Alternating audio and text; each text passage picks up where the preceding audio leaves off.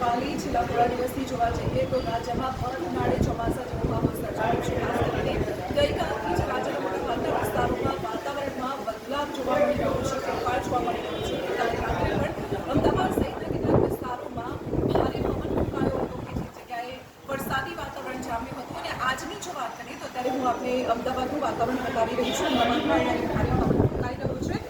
હવામાન વિભાગ દ્વારા જે પ્રકારે આગાહી કરવામાં આવી છે તે પ્રકારે રાજ્યમાં આ 2 દિવસ દરમિયાન એટલે કે 19 માર્ચ અને 20 માર્ચ એમ 2 દિવસ દરમિયાન ભારે પવન ફૂંકાઈ શકે છે.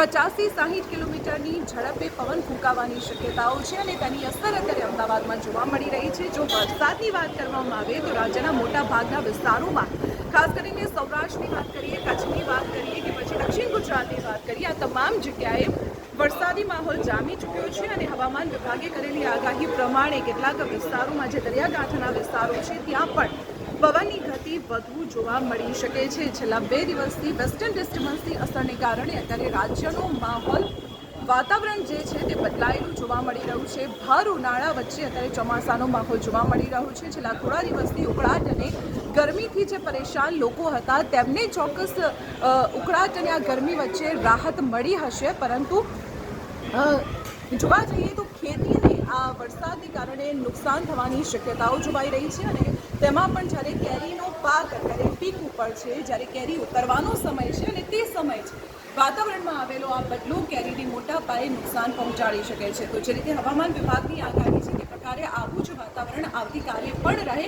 તેવી શક્યતાઓ છે. જોકે પવનની ગતિ આવતીકાલે ધીમી રહેશે, પરંતુ કેટલાક વિસ્તારોમાં વરસાદી માહોલ જામી શકે છે. તો વરસાદને લઈને, રાજ્યના વાતાવરણને લઈને પડે